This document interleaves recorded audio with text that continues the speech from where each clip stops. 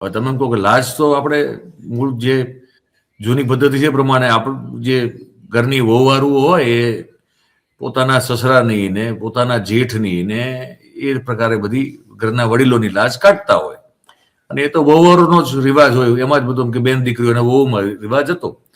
તો આપણે એવું માનીને ચાલવાનું કે હવે રિવાજ જે છે એ વિસ્તૃત થઈ રહ્યો છે, એનો વિસ્તાર થઈ રહ્યો છે, અને હવે ખાલી બેન દીકરીઓ કે વહુવારો નહીં આપણી, પણ પુરુષ હોય કે સ્ત્રી હોય, પણ મૂળ સાહેબ જે છે એટલી એમની જે દિવ્યતા અને એમની જે પ્રચંડપણું છે એનું માન રાખવા માટે સાબરમતી રિવરફ્રન્ટ ઉપરની 27 સોસાયટીઓના રહેવાસીઓને પોલીસ વિભાગ દ્વારા લેખિતમાં જાણ કરવામાં આવેલી છે કે તમારે તમારા ઘરના બારી અને બારણાઓ બંધ રાખવાના છે.